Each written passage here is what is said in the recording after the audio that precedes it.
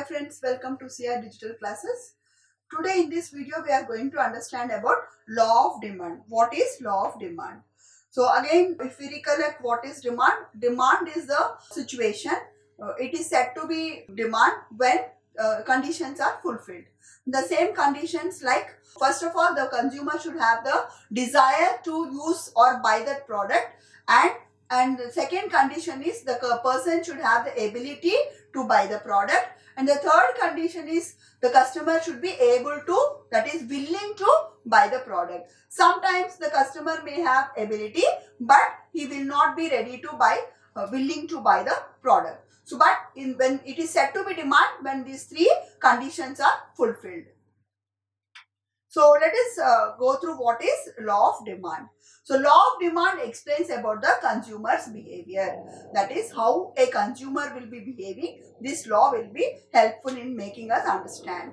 So in the previous video we understood that the behavior of the consumer coming to price, income. When the person's income is changing, consumer behavior will change. When the prices of the commodity is changing, it will influence the consumer behavior. So how exactly it is? So it expresses functional relationship between the price and the quantity demanded of a commodity. So there is a relationship between the price of the commodity and the quantity demanded.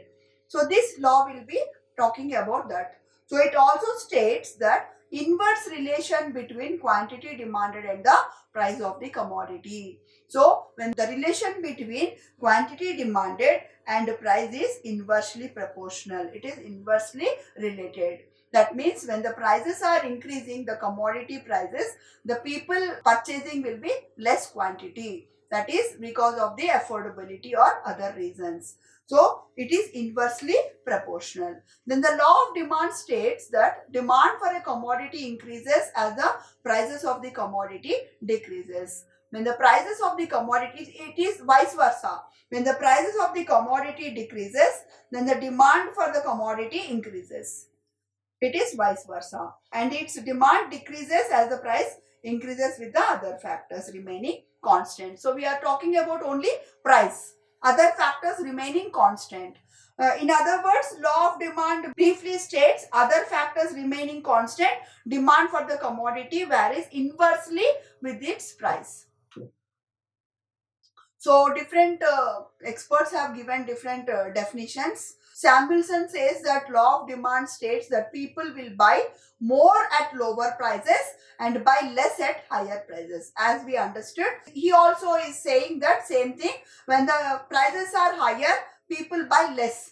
When the prices are lower, people buy more. So here you can see the law of demand states quantity of X commodity is equal to function of price of the X.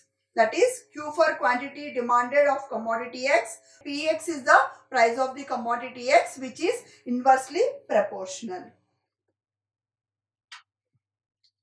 Then explanation with this data given, we can see law of demand can be clearly understood with the help of this. This is called demand schedule. When we are making in a list, it is called the demand schedule. So here you can see one column given price, other column given quantity demanded. So it is in the units of grams and the amount is in the units of rupees. When the price of the commodity is 5 rupees, the person is purchasing, the demand for the quantity is 500. Same thing is given in the graph also. When the price is 5 rupees, the quantity is 500 grams. So when the price increased to 10 rupees, the quantity decreased to 400. You can see when the price is 10 rupees, the quantity decreased from year to year. When the price of the commodity increased to 15 rupees, then the quantity demanded decreased to 300. That is price 15 rupees and quantity is still decreased. So here you can see initially it was 500, now it is 300. Then when the price is increased to 20, the quantity still decreased to 200. So it came to almost 200. So from 500 to 200. It is finally when the price increased to 25 rupees, then the quantity decreased 100. So you can see it decreased almost 5 times because of the decrease in the prices. So this is about the law of demand. So we understood that when the price increases, quantity demand will be decreasing. But there are some exceptions for this, for some of the products where it will not be like that. It will be directly proportional. It is not inversely proportional. Let us understand what are those products. One is Giffen goods. We call it as Giffen's paradox, where Robert Giffen has observed all these things and developed some of the concept where some of the products are not considered or exception from this particular law of demand. What are those products? So this development of the theory or the law is called as Giffen's paradox. So this law says that some products like Giffen goods, they are called as Giffen goods, basic goods like bread, rice, wheat. Even though the price increases, we behave in the same way. Sometimes we purchase in the normal quantity because those are the compulsory products. We have to consume them. We cannot decrease such a level of quantities. So this law is accepted for this particular Giffen goods. Those are basic goods which we purchase regularly like bread, rice, all those things. The demand for necessary products increases with the rise in the price of the price and decrease in the fall in their price. So it is directly proportional. When the prices increases, commodity or demand for the commodity also increases. When the prices decreases, even the commodity demand also decreases. Then one more is there, one more type of goods, that is prestigious goods. Prestigious goods are luxury goods. For example, a person want to buy car. He won't see if the prices are decreasing or increasing.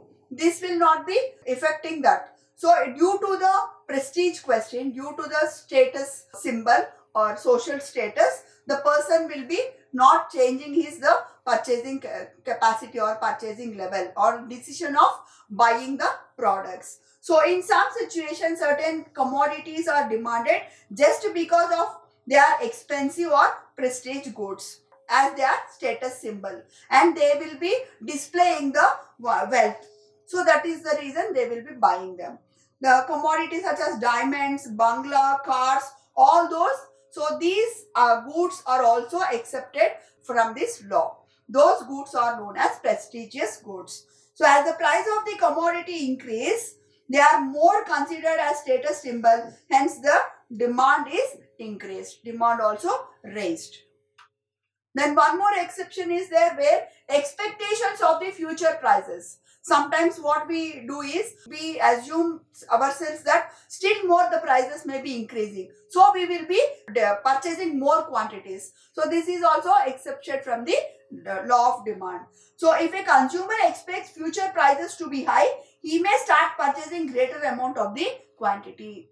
Expecting that the prices will increase in future, we are purchasing more quantity.